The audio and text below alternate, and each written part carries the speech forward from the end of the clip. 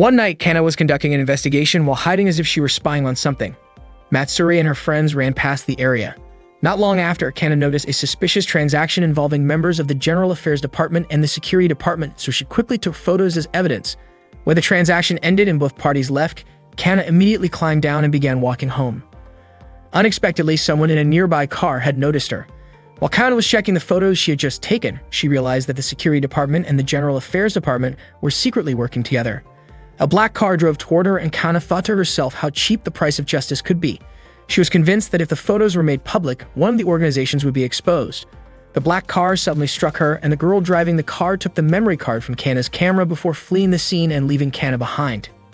The next morning, the alarm in Chisado's room rang loudly. Chisado quickly got up and opened her curtains to greet the new day. She changed her clothes and prepared to leave for school, while Yuki was still sound asleep in his room. Chisado walked to Yuki's room and found him still fast asleep. She lay on top of him playfully, which startled him, and tried to wake him up since it was already late, but he refused to get up. Chisado kept shaking his shoulders, wondering why he would not wake up even though his cheerful childhood friend was already trying to rouse him. Because Yuki continued to ignore her, Chisado hugged him and rolled him off the bed onto the floor. She sat on top of him and teased him by asking if he liked being woken up that way. Chisado reminded him to hurry and get ready so they would not miss the morning train. Suddenly, Chisado noticed something on Yuki that startled her, causing her to scream in surprise and slap him out of reflex.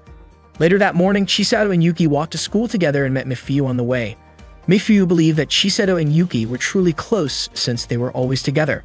Yuki jokingly asked if Mifuyu could still say that after seeing the red mark on his cheek. Mifuyu commented that the slap must have hurt and wondered what Chisado had done to him. Chisado admitted that she slapped him because he showed her something strange, but Yuki claimed it was just an accident.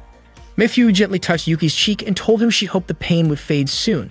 Yuki was so touched that he hugged Mifuyu and said she was always so kind, unlike Chisado. Playing along with the moment, Yuki dramatically declared that he loved Mifuyu and asked if she would be his girlfriend. Mifuyu thanked him warmly but said she had already fallen in love with someone else. Yuki was shocked to hear this, and Chisado commented that Yuki should have realized his feelings sooner, that it was already too late.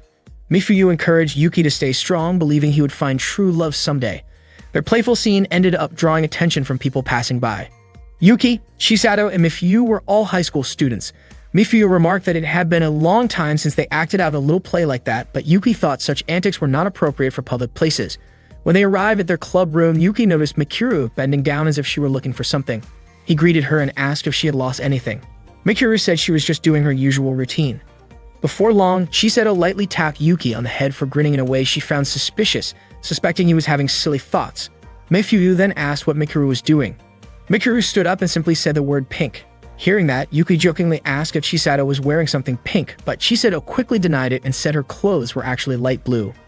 Just then, Nozomi arrived and greeted everyone, asking if Yuki had been scolded again.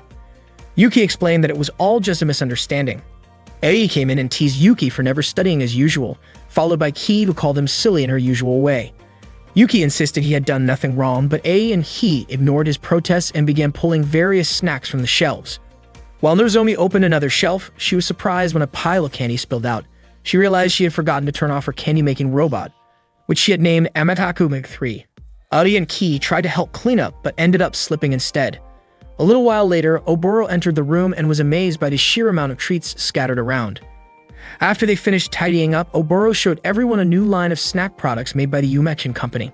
Ki expressed her envy that Oboro always received so many snacks from her family's company. Ei teased Yuki by saying he could eat as many snacks as he wanted if he married Oboro. Yuki was puzzled by how the conversation suddenly turned into talk of marriage. Oboro sat next to Yuki and asked what he thought about her suggestion. Yuki, still confused, wondered what Oboro was even talking about.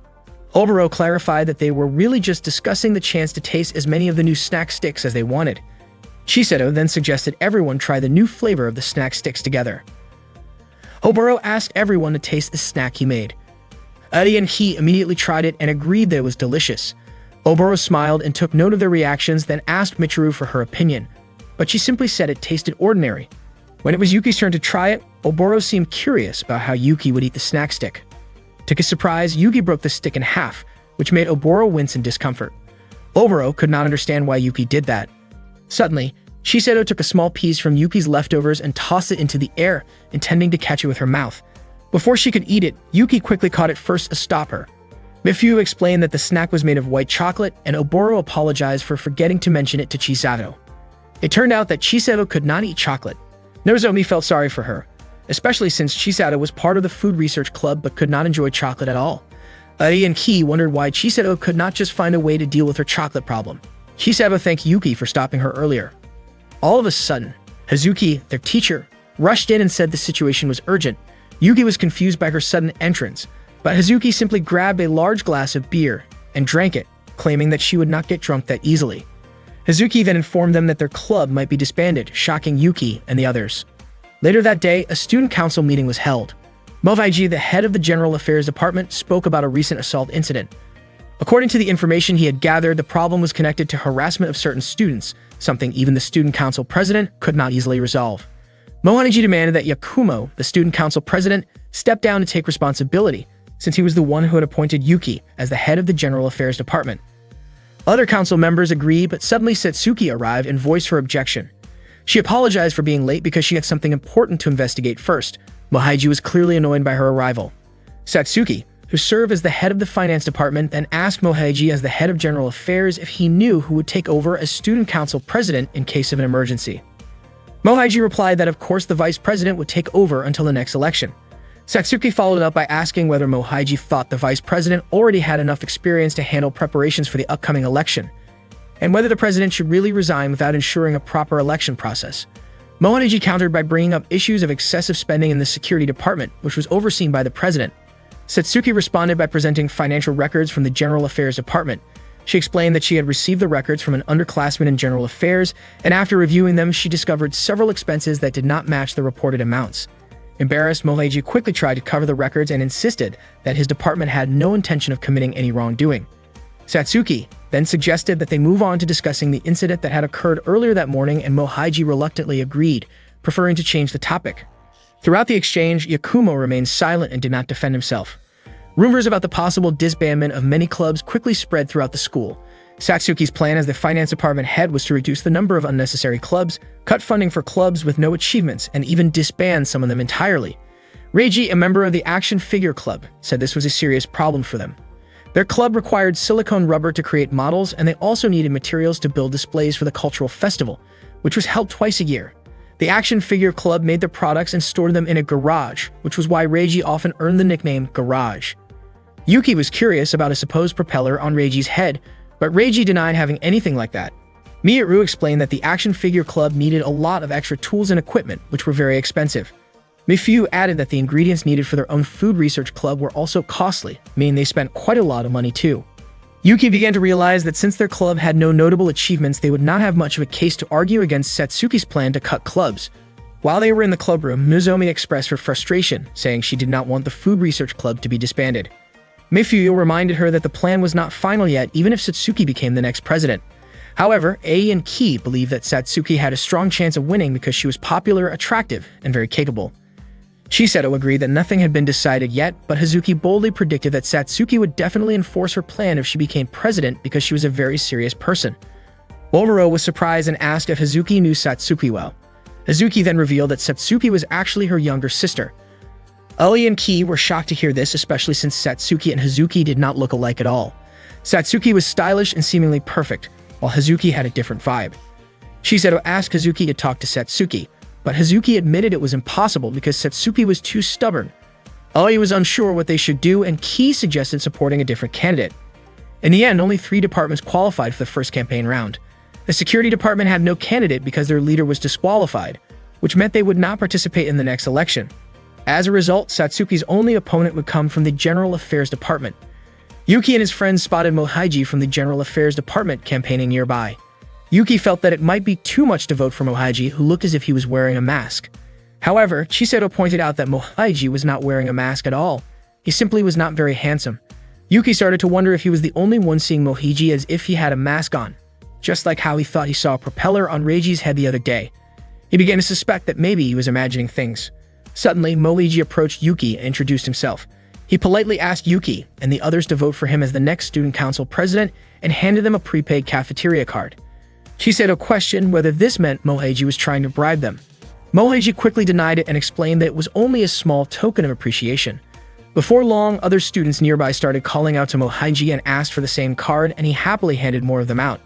Shiseto realized that what Mohaiji was doing went against the rules, but Yuki pointed out that it technically wasn't a violation since the official campaign period had not started yet. All of a sudden, a girl came running and couldn't stop in time. She accidentally bumped into Yuki, causing him to fall. Yuki was startled when he realized how close she was as she quickly apologized and asked if he was hurt. Yuki also asked if she was okay. After the girl left, Shiseto noticed the small smile on Yuki's face. It turned out that the girl was likely a scholarship student since she boarded the special bus provided for scholarship recipients.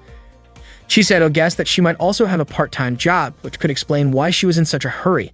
Yuki then noticed a key on the ground, which he assumed might belong to the girl. Later in the club room, Shiseto and the others refused to support Mohaiji because of his questionable tactics. They had all sensed trouble since they did not have a strong candidate of their own to back. Hazuki suggested that one of them should consider running for student council president, but Yuki was unsure if any of them could actually win. Hazuki pointed out that they could either stay silent and do nothing or take a chance, even if the odds were slim. If there were no other options, trying would not hurt. Shiseto agreed because she did not want to just sit around and watch their food research club get disbanded. She even felt excited about the idea of standing up to the finance department. Everyone else shared her determination because they all wanted to protect the club. Mikuru said she would support the plan if Yuki was willing to take the lead. Yuki agreed and encouraged his friends to fight alongside him. The group joined hands in solidarity. After that, Yuki asked which of them would actually run for president, but to his surprise, everyone pointed at him. Meanwhile, Yakumo visited Kana in the hospital. He informed her that the election was about to begin and asked what he should do next. At that moment, Kimika lay quietly, unable to move her body. Yuki wondered why his friends had chosen him to run for student council president. They supported him because he was always willing to help, while Ki reminded him not to back out. Nozomi was ready to support him in any way she could, and Oboro promised to always be there for him. Mifuyu also believed that Yuki was the right person for the job. Yuki admitted that he did not feel qualified to become president, but no one agreed with his doubts. Hazuki pointed out that Yuki was popular because everyone trusted him, yet Yuki felt that people were simply pushing responsibilities onto him.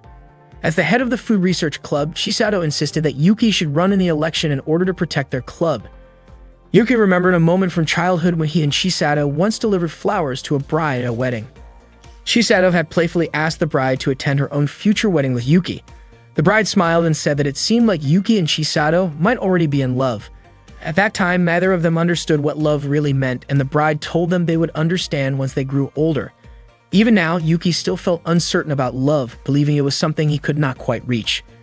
Shiseto encouraged him to keep trying, telling him that love was closer than he thought. Yuki then woke from a nap to find Shiseto unexpectedly in his room. Still half asleep, he accidentally brushed against her shoulder when he reached out his hand. Startled and embarrassed, he quickly asked why she was there. Shiseto teasingly mentioned that people sometimes talk in their sleep and revealed that Yuki had murmured her name. Flustered, Yuki denied it and tried to change the subject, insisting that he wanted to find the person truly meant for him. Shiseto was confused by his words, while Yuki explained that dreams sometimes felt easier than reality. Shiseto reminded him that they had a Sunday club meeting to discuss the upcoming election, but Yuki refused to attend and even said he might quit the club to avoid becoming a candidate. Meanwhile, Mifuyu and the others reviewed a financial report from the school's accounting department and discovered that the Food Research Club was at the top of the list of clubs scheduled to be disbanded. Ki pointed out that Yuki was the only one who could save the club by becoming student council president and overturning the decision. Shiseto informed them that Yuki had already refused and was thinking about leaving the club. While walking alone to school, Yuki wondered why everyone kept forcing responsibilities onto him. As he was lost in thought, Matsuri came running and accidentally bumped into him before quickly continuing on her way. Soon after, Ayumu passed by and greeted him, followed by Mao, who also offered a cheerful hello. Yuki realized that he had just encountered several girls from Matsuri's group. Moments later, a bicycle came speeding toward him and collided with him. Yuki winced in pain and instinctively apologized, only to be surprised when he recognized the cyclist as Satsuki. He quickly helped straighten her bicycle. Satsuki assured him that he did not need to apologize, admitting that she was also at fault for riding too fast to brake in time. She learned Yuki's name after noticing a dropped name card. Remembering that he needed to return a key to the academy, Yuki became nervous and repeatedly apologized. Satsuki smiled and gently told him that saying sorry too often could make the word lose its meaning. Yuki understood and gave one final sincere apology, which made both of them smile. Before parting, Yuki carefully corrected her on the proper way to pronounce his name, and Satsuki responded with a warm smile, calling him amusing. Elsewhere, Oboro asked Chisato why Yuki wanted to quit the club and why Chisato had not convinced him to stay. Oboro then decided to try persuading Yuki directly and called him. However, instead of a serious conversation, Oboro jokingly teased Yuki with exaggerated claims about their friendship. Yuki chose not to respond to the playful remarks and quickly ended the call.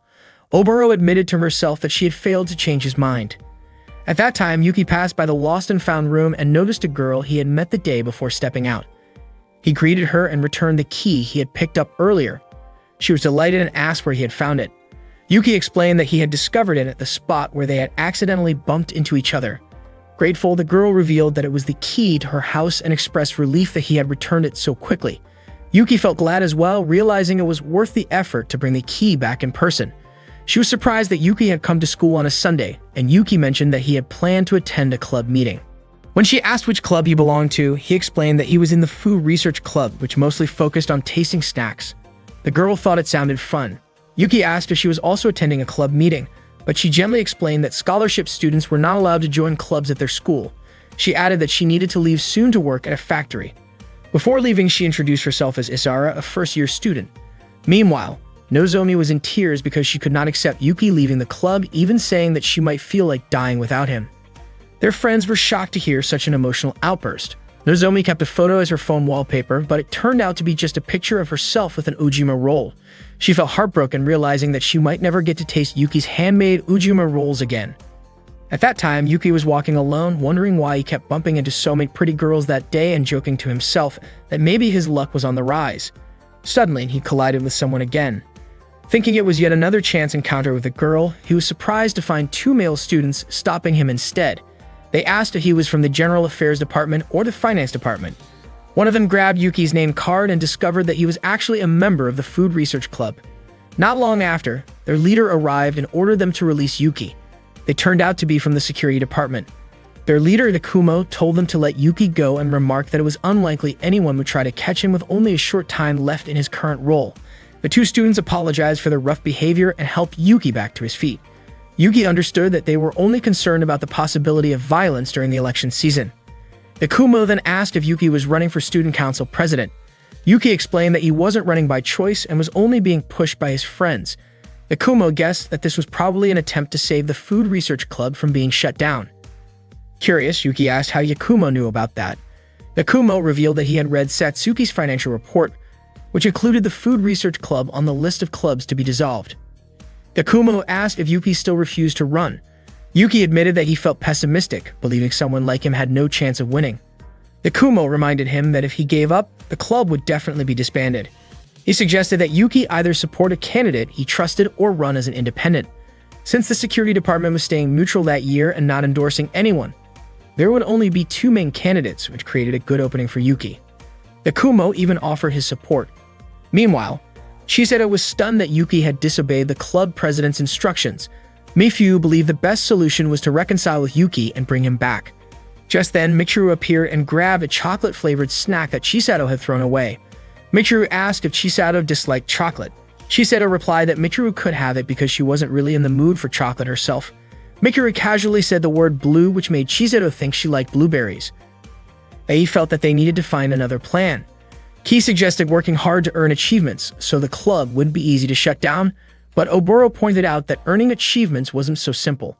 Suddenly, Nozomi proudly showed off a new mixer with a Hyper Tornado design equipped with an extra-long spin and a reverse rotation prevention system. It was, as she called it, the 6th-generation Nero machine.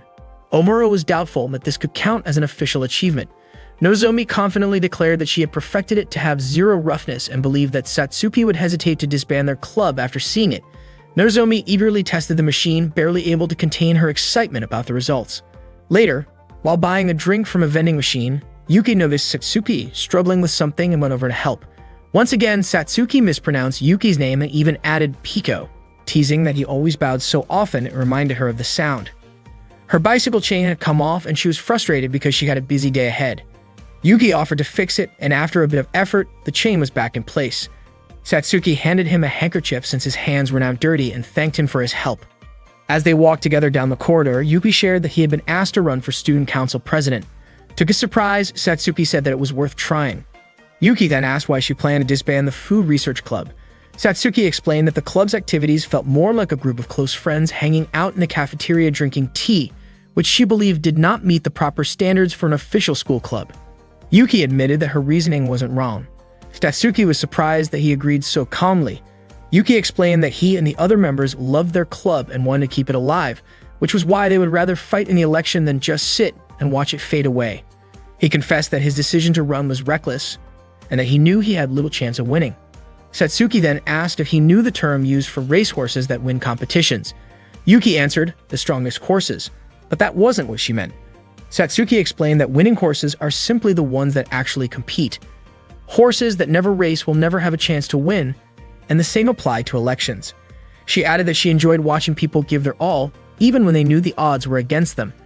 Yuki was deeply moved by her words. Satsuki hurried off to take care of her other errands, and Yuki felt truly grateful that she had listened to his worries despite her busy schedule. Yuki went to the food research club and was shocked to see how messy the club room had become. His friends were relieved and happy to see him back. Curious about the situation, Yuki asked what had actually happened. Chisato explained that everyone had been feeling restless and uneasy because Yuki hadn't been around. After that, they all worked together to clean up the room. Yuki admitted that he had been thinking about something important.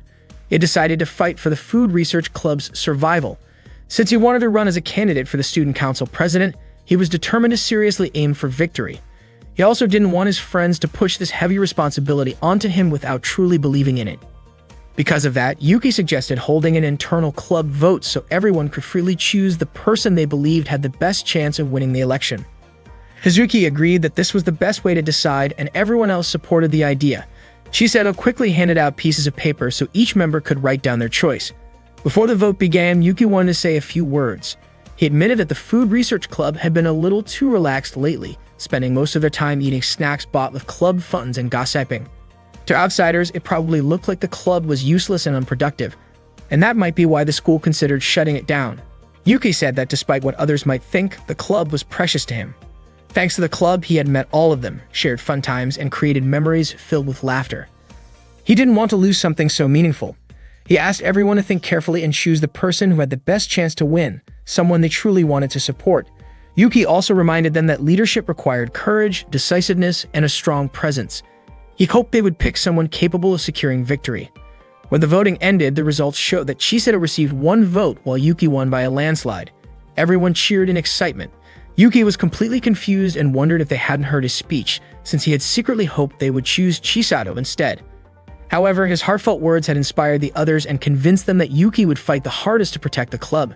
Realizing this, Yuki felt as though he had unknowingly set himself up. Chisato gently told him to accept the fair result with humility. Later, Yuki walked home with her. Along the way, Chisato mentioned that Yuki should simply follow through with what he had said earlier. When they passed a small shop, Chisato stopped to buy some chocolate from a stand near the sidewalk. After arriving home, she cut the chocolate in half and offered 1 piece to Yuki. Chisato looked delighted when Yuki happily enjoyed the treat.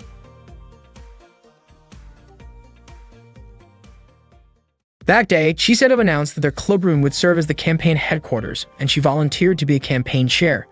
Everyone was excited to take on this new mission and started discussing what they wanted to do for the election campaign.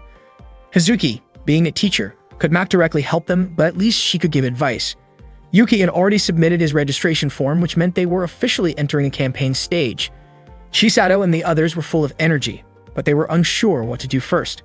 Hazuki explained that as part of the Student Council president election, the school would hold a preliminary round before the official voting. Anyone who failed to pass the preliminary round would not be able to run in the final election. It was essentially a stage where minority candidates would be eliminated. Since Yuki was considered a minority candidate, he asked everyone to think of ways to prevent that from happening. Hazuki told them that Yuki needed at least 10% of the votes to pass the preliminary round, which meant they needed around 600 votes just to qualify. Yuki wondered how they could possibly gather 600 votes.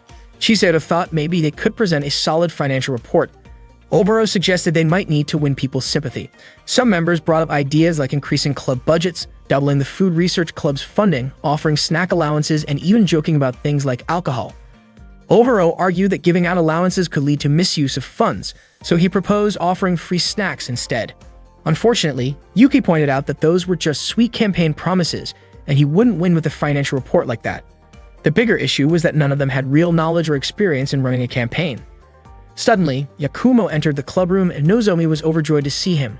Nozomi and Yakumo had not met in a long time, as Yakumo used to be her classmate back in their first year. Shiseto was surprised to learn that Yuki also knew Yakumo. It turned out Yakumo had come to the Food Research Club to discuss Yuki's candidacy. He asked if they would be willing to accept help from the security department for Yuki's campaign. Everyone was shocked by the unexpected offer. Yuki asked why Yakumo had chosen him in particular. Before Yakumo could answer, Oboro jokingly claimed that if Yakumo had come to claim Yuki's body, he was too late because Yuki already belonged to him from head to toe. Yuki quickly told Oboro to stop making such jokes. Hazuki suspected that Yakumo was looking for something in return, and Yakumo admitted it. The security department didn't want to lose their standing to either the finance department or the general affairs department. Nozomi wondered why they couldn't just wait and run next year. Yakumo explained that an election is usually won by the party already in power, and once authority is handed over, it's extremely difficult to regain it. Shiseto began to understand that if Yuki managed to win this election, all three departments would be on equal footing next year. Yuki asked again why Yakumo had chosen him when there were other candidates. Yakumo revealed that Yuki actually had a good chance of making it through the preliminary round. Yakumo explained that Satsuki's recent financial report had been leaked, and his research showed that the finance department's support had dropped by 10%. The decline was due to Satsuki putting too much pressure on financial aid reforms, but the main reason was the controversial plan to reform the school clubs. Many clubs were about to face budget cuts, and they were already opposing the reforms. If Yuki's team openly showed that they opposed the club reforms, they could gain the support of those clubs. The Food Research Club itself was on the list of clubs scheduled to be dissolved, which meant that a candidate who spoke out against the reforms would quickly gain backing. Oboro pointed out that if the General Affairs Department acted first, they would be the ones to collect those votes. Yakumo responded that the General Affairs Department planned to launch the real campaign only after the preliminary round and would later release a financial report to attack Satsuki's weaker positions. Hazuki asked how the votes would look in numbers. Yakumo estimated that by combining the votes of clubs opposing the reforms with the support of the security department, they could secure around 400 votes. The remaining 200 would still need to be gathered elsewhere. Oboro felt confident they could manage that if they reached out to friends for help. Nozomi, who knew a lot of people, promised she could bring in many votes, while Shiseto and Mifyu were sure they could handle the task as well. The key was that they could realistically reach 400 votes if they worked with the security department. Yuki realized that they couldn't handle everything on their own. Shiseto asked about the kind of partnership Yakumo was offering, especially since the security department was currently under operational review. Yakumo explained that he couldn't lend them any members but could share his knowledge and expertise. Yuki looked very interested in the proposal. Shiseto reminded everyone that both sides would benefit from the arrangement, so there was no need for exaggerated promises. Yuki cautioned Shiseto not to act overly proud towards someone offering help, but Shiseto pointed out that Yakumo was not doing this out of pure goodwill. It was possible that Yakumo wanted to create a puppet administration under Yuki. Yakumo acknowledged that it was natural for them to be cautious and offered a cooperation contract valid only until the preliminary round ended. If they grew to trust him, they could then extend the agreement. In the end, they all agreed to work together, and Yakumo promised not to let Yuki and the others down. Yakumo shook hands with every member of the Food Research Club as a sign that their cooperation was officially beginning. "You look forward to working together." Hazuki reminded him not to involve her students in any conflicts and asked Yakumo to look after them, since they were all good kids. Yakumo explained that the financial report strategy should be used as the final move because no one would pay attention to the report of a weak candidate. What they needed first was at least 600 votes to pass the preliminary round, and to achieve that, they had to present a standout policy protecting the school clubs. As the first step, Yakumo asked Yuki to visit the clubs that were on the disbandment list and request their support. Yuki immediately agreed, but Yakumo suggested he bring along a female member since some clubs had many male members, and it would help to have a girl smiling and making the request. Yuki's plan was solid because he was naturally skilled in campaigning. Yuki then asked who among them would join him, but everyone hesitated because there were 100 clubs to visit. In the end, Shiseto volunteered, pointing out that as the campaign leader, she should take on the job when no one else would. After that, Yakumo assigned someone to collect signatures, explaining that people who signed a petition were less likely to betray them and would probably vote for their side. Aoi and Ki complained that the task sounded boring, which irritated Yuki, who wondered if they even intended to help at all. Yakumo then mentioned that the job was more fitting for pretty girls. Hearing that, Aoi and Ki perked up and became eager to start. Yuki commented that Yakumo truly was a professional, able to get people to do exactly what he wanted. Yuki and Shiseto first approached Reiji and Miyaru from the Figure Action Club, inviting them to join an election alliance that supported Yuki. The alliance would consist of clubs targeted for disbandment by Satsuki, aiming to fight back against the groups backing the finance and general affairs departments. Chisato persuaded them further by appointing Reiji and Miyaru as the alliance's president and vice president. Yuki asked them to visit each club and help organize the alliance. Chisato explained that they wanted the organization to form voluntarily so it wouldn't look like a forced coalition. Both Yuki and Chisato earnestly pleaded for their help. Miyaru pulled Reiji aside to discuss it, and eventually Miyaru agreed to their request, but only under one condition. Meanwhile, A and Ki carried out their task with surprising success, attracting crowds of male students eager to sign their petition. Nozomi handled putting up posters using her technical skills. Mifuyu worked on preparing the speech with Yakumo's help, while Mikuru focused on printing campaign posters. That afternoon, Satsuki came to meet Hazuki. Hazuki praised Satsuki for having the courage to come alone. Satsuki replied that she didn't have time to entertain Hazuki's nonsense. When Satsuki asked what Hazuki wanted, Hazuki casually asked if it was possible to receive an advance bonus. Satsuki said that wasn't her responsibility and suggested Hazuki speak with the General Affairs Department instead. Hazuki then asked Satsuki not to be so cold, reminding her that Hazuki was still her older sister, even if they had different mothers. Hazuki wondered if Satsuki intended to disband the Food Research Club just to upset her. Satsuki denied it, explaining that she would never let her personal life influence her school duties. The decision was made only after a thorough review. Hazuki felt relieved to hear that, admitting she wouldn't know what to do if the club members faced trouble because of her. Satsuki then asked if that was all Hazuki wanted to discuss, as she had a meeting with the election committee. Hazuki commented that Satsuki had grown up and was sure their mother would be proud of her. Satsuki responded that such praise wasn't enough because she needed to surpass Hazuki by achieving what Hazuki never could, becoming student council president. Hazuki was taken aback and questioned why Satsuki seemed to resent her so much, even wondering why Satsuki didn't just fire her, since teachers at the school were technically hired under student authority. Satsuki firmly repeated that she would never allow her personal feelings to interfere with her responsibilities. Hazuki replied that this meant Satsuki wouldn't mind dismissing her if it were a professional decision. Hazuki then told Satsuki to do as she wished and wished her good luck in the election. Hazuki assured her that as a teacher, she would continue to support Satsuki without letting their family ties affect her judgment. Yuki felt exhausted and dropped himself onto a park bench, surprised by how draining it was to talk with so many people. Chisato smiled at him and teasingly called him lazy. Without warning, she placed a coin on Yuki's face and told him to go buy her a coffee. Yuki was caught off guard that Chisato would order him around like that. To her, Yuki was someone special, someone she could rely on, and she expected him to listen. Yuki joked that if that was the case, Chisato should treat him like someone valuable. Chisato smiled and said that he really was valuable to her. While Yuki was buying drinks, Satsuki suddenly approached him. She mentioned that she had heard he was officially running as a candidate and declared that the two of them were now rivals. Once again, Satsuki accidentally mispronounced Yuki's name, but he simply smiled and didn't correct her. Satsuki shook his hand, inviting him to make the election a fair competition. She admitted she hadn't expected Yuki to be so confident. Yuki's face turned slightly red as he smiled back after their handshake, but then he noticed Chisato watching them from a distance. Chisato immediately scolded Yuki for acting so friendly with someone she saw as an opponent.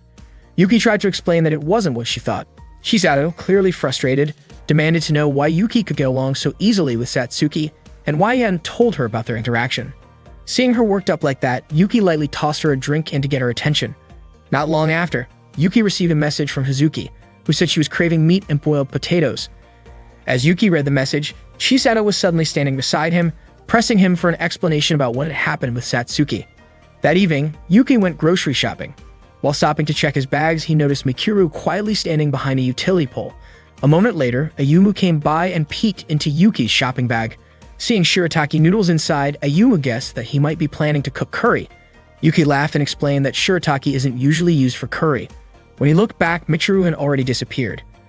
Ayumu then guessed he might be making a stew instead, with shirataki as a substitute for meat. Later, Yuki visited Hazuki's house and cooked dinner for her.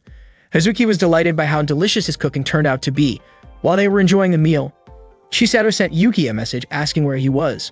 Hazuki smirked, guessing that Chisato was the one looking for him, and casually remarked that it must be tough to have someone so possessive. Yuki quickly clarified that Chisato wasn't his girlfriend. After Chisato found out he was at Hazuki's place, she sent a greeting for Yuki for Hazuki. Out of the blue, Hazuki playfully asked how Yuki would feel if the two of them started dating. Yuki told her not to joke like that, but Hazuki replied that it wasn't impossible. After all, she was a girl and he was a guy. Yuki warned that if she kept teasing him like that, he might stop visiting her. Hazuki laughed and said she understood, but she still seemed curious about their situation. Yuki reminded her about a previous incident when she had been tipsy, though Hazuki insisted she remembered everything clearly.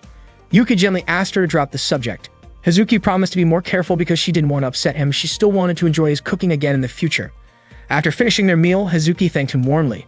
They shared a friendly hug before Yuki said goodbye and headed home. Meanwhile, Mikuru sat alone at a playground, quietly holding a harmonica in her hands. Yuki noticed that a lot of students were running for the student council president position, which made him wonder if he even had a real chance to win. While walking down the hallway, he accidentally bumped into a ladder that had been left leaning against the wall. Startled, he looked up and saw Izara hanging from above, asking for help.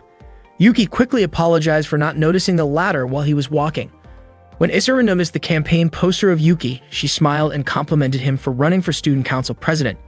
Yuki admitted that he actually doubted himself, but for Izara, the fact that he had the courage to enter the election was already impressive. Yuki thanked her and asked what she was doing up there. Izara explained that she was helping with school maintenance because the factory where she usually worked was closed that day and she didn't want to waste her free time doing nothing. Yuki commented that being a scholarship student must be tough, but Izara said she was still grateful because the scholarship allowed her to study at Takafuji High School. She shared that she had 2 younger siblings to support, so if she didn't work hard, she might have to drop out. Suddenly, 2 students walked by and mocked her, saying that someone without money shouldn't try so hard to get into Takafuji. Their words hurt Izara deeply, but she stayed quiet. Yuki was about to confront them, but Izara quickly stopped him. Yuki insisted that staying silent would only make things worse, but Izara explained that those students had always been like that. Looking frustrated, Yuki noticed Izara seemed down and worried about what they said. She hesitantly asked if she really smelled bad, just like those students claimed. Lifting her arms slightly, she asked Yuki to be honest. Flustered, Yuki's face turned red, but he moved closer to reassure her. He carefully checked and told her that she didn't smell bad at all. In fact, she smelled nice and clean. Relieved, Izara thanked him warmly. Later, inside the food research club room, Chisato realized how expensive it was to run a campaign. Mifuyu added that they would definitely need to raise funds since they had no money at all. It seemed that the Security, Finance, and General Affairs departments received campaign funding from the school, but independent candidates like them had to handle everything themselves. Meanwhile, Yuki still couldn't stop thinking about the pleasant scent of Izara earlier, which distracted him so much that he almost said the wrong thing during their discussion. Ai mentioned that candidates who spent huge amounts of money on elections often had questionable motives. He suggested running a low-budget clean campaign, but Yakumo pointed out that even the simplest campaign required expenses, such as printing pamphlets for every student. Even with a bare minimum budget, they would still need a lot of money to attract voters. Yakumo explained that even the city council spent tens of millions of yen every year just to send out telegrams for weddings and funerals. Chisato estimated that they would need around 30,000 to 50,000 yen to run a decent campaign. He wondered if they could use the club's budget, but Hazuki firmly rejected the idea, explaining that the funds were strictly meant for club activities. Using them for a campaign would be considered a misuse of the budget, and the finance department would definitely notice when reviewing their reports. Yakumo warned that if they broke the rules, any victory would be invalid. Yakumo then suggested 2 options. The first was to use their own personal savings. Chisato calculated that if everyone contributed 5,000 yen, they could collect around 40,000 yen, but none of them had that much money to spare. The second option was to hold a bazaar. Yakumo explained that the bazaar was originally introduced as a fundraising event during the preliminary election rounds. Hazuki added that years ago, poorer students were not allowed to run for office and part-time jobs were banned by the school. Because of that, the bazaar tradition started as a way to help raise campaign funds, and eventually it became one of the main events. Everyone agreed that organizing a bazaar would be their best chance to gather funds. Chisato asked what kind of products they could sell. Nozomi suggested the famous Ujima roll, a special cake roll made by Yuki that could only be found in the food research club. She described it as a soft sponge cake filled with smooth, sweet cream and fresh fruit, creating a perfect harmony of flavors that melted in the mouth. Just imagining it made everyone crave it immediately. Chisato then asked how many rolls Yuki could realistically make. After calculating the cost and effort, Yuki admitted that he could only manage a maximum of 20 rolls, which would give them about 12,000 yen in profit. Izara suggested raising the price per slice, but Yuki worried that selling it too expensively would drive people away. He proposed adding a free bonus item with each purchase, but Mifuyu reminded them that giveaways would only add more costs. They started brainstorming ideas for a free incentive that wouldn't cost anything. Yuki jokingly suggested offering photos or handshakes with each purchase, but Ai and he doubted anyone would want that. Chiseto refocused the conversation, saying the real goal was to find a way to sell the Ujima roll at a higher price without increasing their expenses. She decided to handle the marketing strategy herself and simply asked Yuki to prepare the 20 rolls. Finally, Yuki mentioned that once they secured the funds, they also needed to think about what kind of campaign goods they would distribute to voters. Yakumo brought out examples of items used in last year's election. Yuki wondered if that would be considered bribery, but Yakumo explained that as long as the items were officially recognized as candidate pamphlets, it was perfectly acceptable. These goods would include the candidate's name and photo, leaving a lasting impression and helping people remember who to vote for. Ai and Ki wondered who would even want merchandise featuring Yuki, but Oboro admitted that he actually owned a shower curtain with Yuki's picture on it. They did not have enough money or items for their campaign, so Ki suggested using the snacks they had to give away. However, Yakumo reminded everyone that using club funds for campaign purposes would count as misuse. Suddenly, Mikuru came up with the idea of using Yawa sticks. These sticks had not been purchased with club money. Oboro had received them for free. Excited by the idea, Oboro immediately asked his father to send more and boldly ordered 3,000 of them. Yuki said that for now they needed to figure out how to turn the Yawa sticks into proper campaign merchandise. Chiseto wrote the slogan "Protect the Freedom of School Traditions" on the sticks, but Yuki felt that it did not look like an official pamphlet. Yakumo explained that a campaign pamphlet usually included the candidate's name and key issues. To be safe, they decided to take the item to the Campaign Administration Committee for approval. Chiseto asked A and Ki to deliver it, and the two of them quickly went to handle the task. Yuki pointed out that creating the pamphlets by hand would take too long, so Mifuyu suggested using labels instead. Hazuki mentioned that a pack of label sheets containing 20 pages with 10 labels per sheet would cost 1,000 yen. Since they needed 15 sets, it was going to be expensive. Shortly after, Chiseto received a call from the committee. The Yawa sticks were approved as long as the pamphlets were firmly attached to avoid misunderstandings. Chiseto then asked Hazuki if she could lend them some money. Hazuki explained that teachers were not allowed to provide financial support to candidates, but Chiseto argued that lending money was not the same as giving it and promised they would return it after the preliminary elections. After thinking it over, Hazuki pulled out 30,000 yen from inside her clothing and handed it to them. Chiseto expressed her deep gratitude, and the group felt relieved and excited to move forward with their campaign plans. When the Yawa sticks finally arrived, everyone felt exhausted just imagining how long it would take to attach all the labels. Nozomi encouraged them not to worry and proudly introduced her invention, a machine called Harry Harry. To their surprise, the machine was not designed to apply labels. It was actually a shoulder massage machine meant to relax them after work. The name Harry Harry stood for Hydraulic Adjustable Realignment Intelligent Hand Manipulator, a complicated way of saying it was a multifunctional massage device. In the end, they still had to attach all the labels manually. Yuki estimated that it would take one person 10 hours to finish, but if 10 people worked together, it could be done in just 1 hour. Unfortunately, Hazuki could not help, and Chiseto and Oboro needed to join Yakumo to set up the campaign booth, leaving only 5 people to handle the task. To make things slower, Yuki also had to leave his shop for Ujima rolls. While Yuki was walking his bike loaded with groceries past the booths being set up, he noticed that many groups seemed to be running for election, mainly so they could sell goods. The booths were packed with items such as decorations, clothes, chairs, computers, musical instruments, and even motorcycles. Some were even selling animals that were regulated under the Washington Convention. Yuki then spotted 2 members of the Suno Club arguing with Satsuki. They were upset about their budget being cut even though their club had a long history of achievements. Yuki stepped forward thinking Satsuki might need help, but soon realized this was not the traditional sumo club. It was a mock sumo club. The member, Ruzeki, proudly claimed to be a champion. Satsuki explained that she had found suspicious expenses in their budget. It turned out that most of their funds were being spent on sumo stew. She questioned whether such a huge amount of stew was really necessary for their activities. Satsuki pointed out that if Ruzeki truly intended to practice mock sumo, he should be eating mock sumo stew instead. The club members could not argue back and, in a playful attempt to drive Satsuki away, sprinkled imitation salt around her. After Satsuki left, the 2 members hugged each other and admitted that Satsuki was far too tough to deal with. Meanwhile, Nozomi and the others were starting to feel exhausted from sticking labels, and the work was still far from finished. At one point, Mikuru shook her body because some labels had gotten stuck to her skirt. While trying to spin around a tree to get them off, she ended up tripping after getting tangled in some cloth. Yuki was walking together with Satsuki, and Satsuki explained that during every investigation she kept finding parts of the budget being wasted on small, unnecessary things. To reduce these wasteful expenses, she continued her inspections even during the election campaign, since she was still serving as the head of the finance department. According to her, the student council election had nothing to do with her financial duties. Yuki commented that Satsuki was being too hard on herself, but she replied that she was simply being stubborn. Takafuji Private Academy valued the freedom of its students, which meant that most of the administrative authority rested in the hands of the student organization. The student council was responsible for managing the academy's internal authority, so it could handle things too loosely. The school could quickly fall into disarray. Yuki asked if the academy's situation was really serious enough to require so many budget cuts. Satsuki responded by asking whether Yuki had read the entire financial report. She suspected he might have only focused on the sections about club disbandment and other obvious points, but she hoped he would carefully review everything.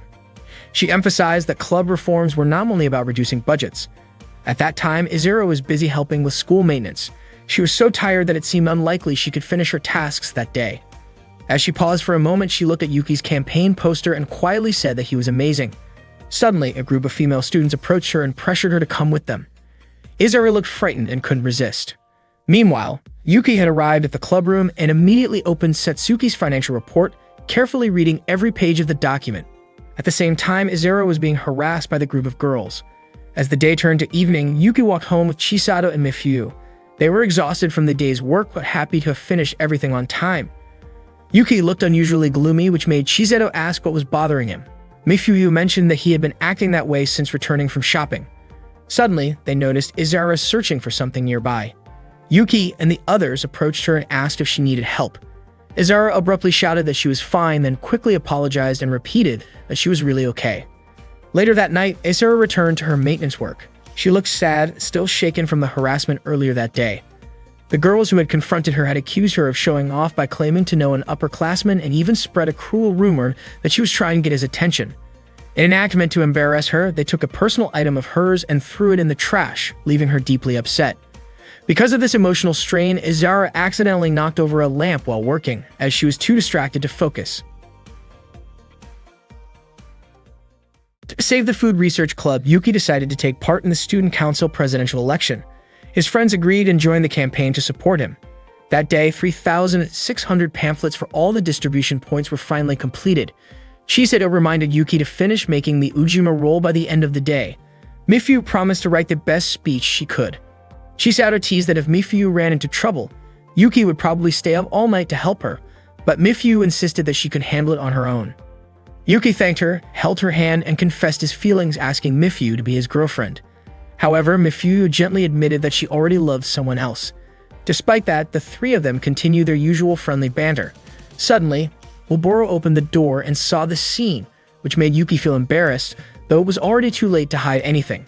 Omuro commented that Chisato looked especially happy, and Mifyu added that Chisato must really love Yuki. Chisato quickly denied it, saying there was no way she could fall for an idiot like Yuki. Yuki joked that Oboro should already realize how Chisato treated him like a servant.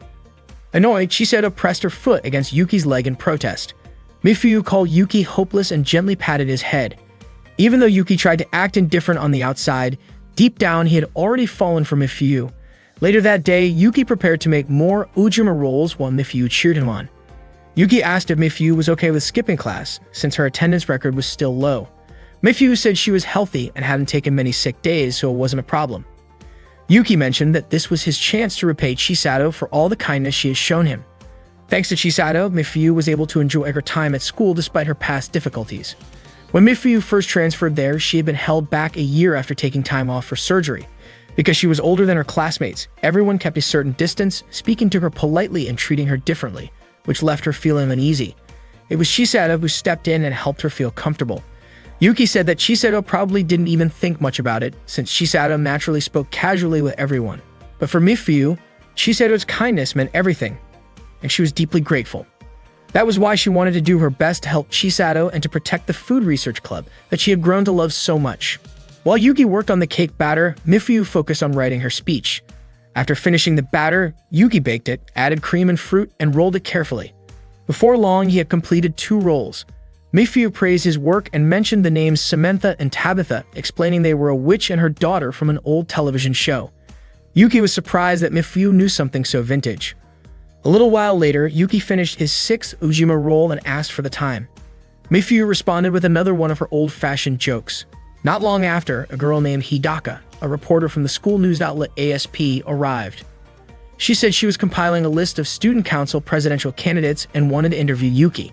However, Hidaka mispronounced Yuki's last name while taking notes.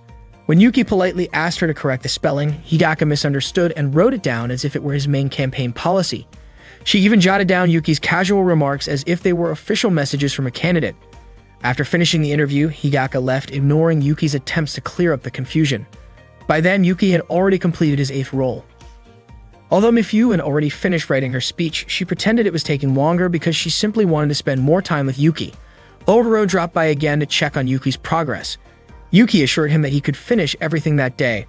Oboro joked about wanting to taste some of the creamy filling and playfully wiped a bit of cream off Yuki's face before leaving. Yuki kept working carefully, taking his time so he could stay with Mifyu a little longer, while Mifyu quietly watched him with a peaceful smile. Soon after, Nozomi arrived and asked about something called the Angel's Share. Yuki explained that it referred to the small amount of alcohol that naturally evaporates during the aging process in a barrel.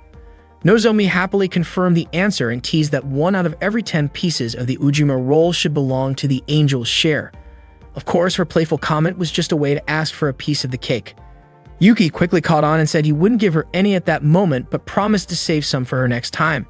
Nozomi pouted and looked like she might cry, so Yuki finally promised to give her all the end pieces from the 20 Ujima rolls he planned to make.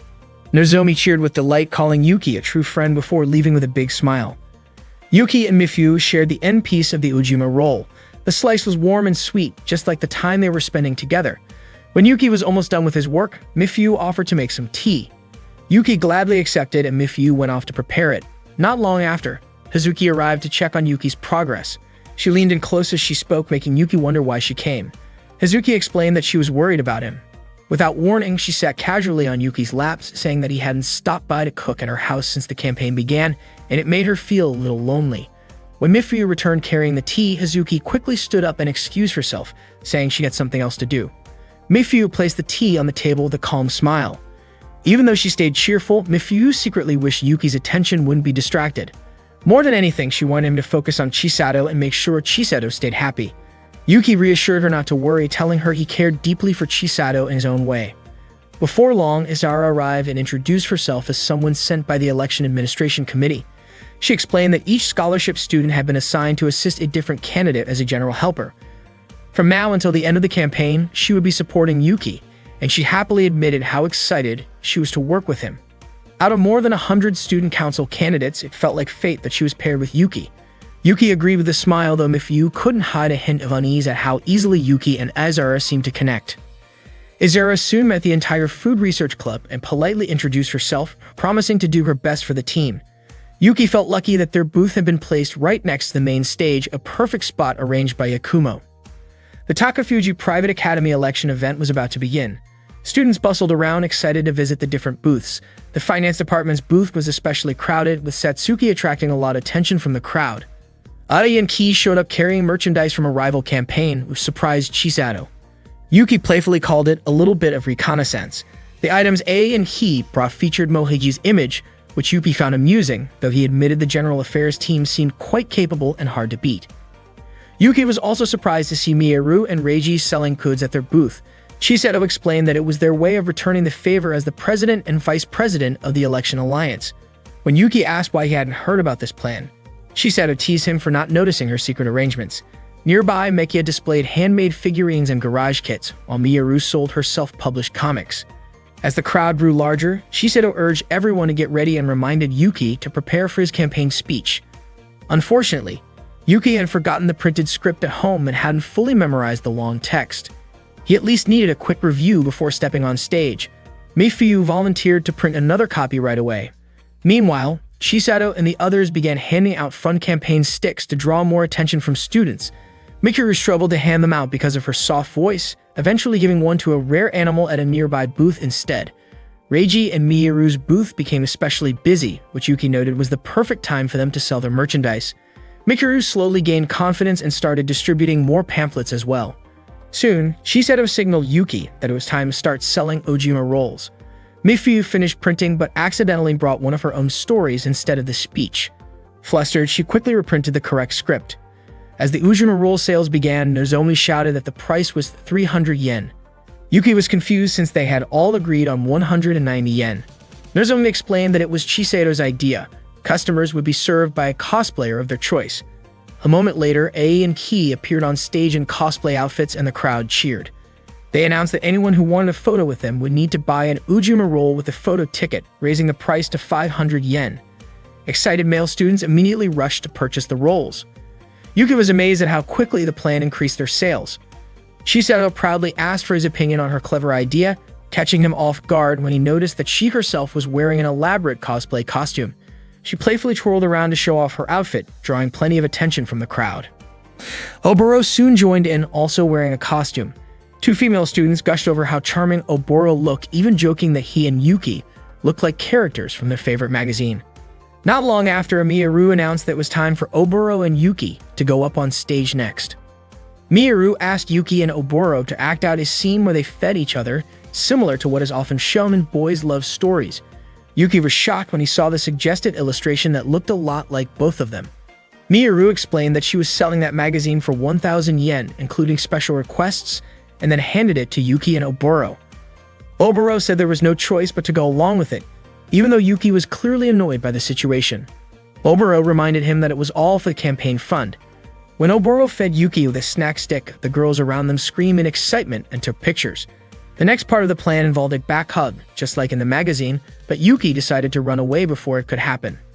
It was finally time for the candidates to give their speeches, but Yuki still hadn't received his speech draft. Not long after, Mifuyu arrived and apologized for being late. Chisato told her it was fine since it was also Yuki's fault for forgetting to bring the draft. Yuki held Mifuyu's hand and thanked her, then admitted that he loved her very much. Mifuyu, flustered, nervously said that she loved someone else. The practice play they were supposed to perform was about to continue, but Chisato reminded them that there was no time to act out such a scene. Yuki quickly got up to leave, but Chisato followed him to fix his tie. After that, she gently pushed him forward and gave him a light kiss on the back. Yuki immediately went to the waiting room to prepare for his turn. While waiting, Yuki sat face-to-face with Mohaiji. Mohaiji introduced himself and explained that the financial report of the Food Research Club was focused on maintaining the club's freedom to carry out its activities. He believed this approach went against the financial department's budget plan. Mohaiji said that Yuki's campaign program followed a similar path, so he would be very grateful for Yuki's support after the preliminary round. However, Yuki replied that he had no intention of ending his campaign during the preliminaries and was determined to move forward, which meant he would not be supporting Mohaiji. Mohaiji laughed and encouraged Yuki to keep following the path he believed in, though it might lead to a dead end. He promised that if that happened, he would be there to guide Yuki, and he kindly asked for Yuki's support. Soon after, it was Mohaiji's turn to give his speech. Meanwhile, Chisato thanked Mifuyu for her help and told her to take a break. Mifuyu opened a folder containing her own written story, thinking of throwing it away, but she realized that what she was holding was actually the speech draft. Mifuyu suddenly understood that she had accidentally given Yuki the wrong document, while at the same time Yuki was about to open the speech draft she had just handed to him. The preliminary day of the election bazaar went smoothly. Chisato kept promoting the Ujima rolls, while Miyaru enthusiastically offered her BL books to visitors. However, during all the excitement, Mifuyu looked restless, clearly unsure of what she should do. Michiru encouraged the visitors to support Yuki, while Aisara, noticing Mifuyu's uneasiness, asked what was troubling her. Oboro guessed that Mifuyu must have been nervous because the speech she had typed would soon be read out in public. Chisato tried to calm Mifuyu, assuring her that everything would be fine and that she would surely handle her task perfectly as always. But that was not what Mifuyu was worried about. It seemed she needed to deliver an important script as soon as possible. Unfortunately, before she could act, Yuki's turn to speak was suddenly announced. Hearing this, Mifuyu fainted on the spot. Yuki himself was caught off guard, realizing he had not even reviewed the contents of his speech. Yet, it turned out that there had been a miscommunication. The next turn actually belonged to Mohaiji. As soon as Mohaiji stepped up to the podium, the students cheered loudly. He greeted everyone confidently, and Yuki, watching from a nearby monitor, was surprised by how warmly the crowd welcomed him. Mohaiji reminded everyone not to choose the wrong successor for the student council president. He criticized the large and unnecessary expenses linked to the embarrassing Usawa incident and placed the blame on the security department that had been responsible for it. Mohaiji promised that if he were elected as the next student council president, he would scrutinize every detail of the budget and cut any unnecessary spending. He also hinted that while other candidates might sound promising, the students needed to think carefully about who was actually behind the budget planning. Yuki quickly realized that Mohaiji was indirectly targeting Satsuki with these accusations. Mohiji even claimed that Satsuki had approved suspicious budget allocations. Yuki was surprised to see that Mohiji's sharp statements were actually winning sympathy from the crowd. Mohiji ended by urging the students to vote for an honest candidate like himself. Yuki thought he no longer had time to listen to the other candidates because he desperately needed to review his own speech. Soon it was Satsuki's turn to speak. Before heading to the podium, Satsuki approached Yuki and encouraged him to do his best. The moment Satsuki appeared on stage, her supporters erupted in cheers, passionately showing their full support. Meanwhile, Mifyu had regained consciousness and immediately asked if Yuki had already given his speech. Shiseido quickly explained that Yuki had not yet spoken, prompting Mifyu to rush off in search of him. On stage, Satsuki explained that the student council's income and expense budget had become unstable due to a series of systematic changes in student council activities. Mohiji, watching from the side, commented that Satsuki was outspoken and intimidating. According to him, Satsuki indeed had strong, pure policies that carefully considered the well-being of both the school and the student council, and her popularity was undeniable. Her straightforward personality made her words sound convincing, but he suggested that such honesty could also backfire. Mohiji seemed to intentionally make these remarks within Yuki's hearing range. Satsuki continued her speech, presenting her plan for bold, long-term reforms aimed at preserving the highest possible level of student autonomy. The students responded enthusiastically to her proposals. Yuki, however, struggled to focus on his own preparation. When he finally looked at the script in front of him, he started doubting whether it was truly his speech. While Satsuki's speech grew more passionate, Mifyu kept running toward Yuki with the real draft in her hands. The paper Yuki was reading contained Mifyu's heartfelt words, revealing her feelings that Yuki belonged with Shiseido and that she would be happy as long as Yuki and Shiseido were happy together. Mifyu eventually reached the waiting room where Yuki was supposed to be, frantically searching for him. By then, Satsuki had finished her speech with a warm declaration of love and gratitude toward everyone. Yuki, however, stared at the paper in front of him, realizing that what he held was not a speech at all, but rather a love letter from Mifyu. The discovery only made him more unsettled. Not long after, Yuki's name was called. He had no choice but to prepare himself despite not having reviewed his actual speech. Mifyu finally spotted Yuki, but was too late. He was already walking toward the podium. She tried calling out to him, but the staff prevented her from entering the stage area. Yuki kept moving forward. From below the podium, Satsuki watched him closely. As Yuki climbed the steps, he suddenly stumbled and fell, scattering the papers he carried. He quickly got back on his feet and glanced around, noticing Shiseido, who was making sure he was okay. Wiping the blood from his face, Yuki steadied himself and began to speak. His first words were a request for everyone to laugh, which immediately brought cheerful laughter from the students. He introduced himself properly, clarifying that his last name was Ujima, not Ushima, reminding everyone that a misspelled name could invalidate their votes. Yuki then asked the students to choose him as their president, promising to stop the drastic club reform plans. He explained that many clubs were currently facing budget cuts, forced mergers, or even disbandment, including his own food research club. Yuki vowed to do everything he could to prevent such disbandments, insisting that all students were in the same situation, and that he needed their votes to protect their activities. His passionate words stirred excitement among the crowd, earning their enthusiastic support. Before closing, Yuki also shared the 7 pledges of the Food Research Club, giving the audience a glimpse of the club's fun and dedication. After all the candidates finished their speeches, it was finally time for the students to cast their votes and decide the next student council president. After that, Yuki was completely exhausted and lay down in the clubroom. His friends told him that he had done a great job. Yuki honestly could not remember anything he had said earlier. Hazuki mentioned that people seemed to really respond well to Yuki's speech. Nozomi admitted that she felt excited when she heard Yuki's speech, and Oboro even called it impressive. Ai said she never expected that something which started with the 7 vows of the Food Research Club would turn into a story about the creation of the universe and the history of Yukin. And Ki was surprised to learn that Yukin actually came from a dish originally made with lamb. Yuki still had no memory of what he had said. Isara believed that even though Yuki could not remember his own words, everyone who heard the speech would never forget it. Yuki apologized to Mifyu since she had gone through so much trouble to prepare a script, but he had been too nervous to even review it. Mifyu snatched the script back and said that Yuki's speech was far better than anything she had written, in praising his natural talent. Not long after, Hidaka entered the Food Research Club room to deliver news that the live online broadcast of the preliminary election would start soon and that he would be reporting it directly. Yuki was puzzled about why Hidaka was wearing a male uniform, but Hidaka calmly explained that he was a boy and naturally wore the male uniform. That afternoon, Haritachi, who served as the host for the ASP preliminary election coverage, announced that there was a voter turnout of 98.4%. This meant that a candidate needed at least 604 votes to advance to the next round. Some of the candidates predicted to pass included Satsuki from the Finance Department and Mohiji from the General Affairs Department. Hiratachi also introduced other candidates chosen by the ASP, including Yuki, whose main policy was the correction of names and whose message emphasized not leaving anyone behind.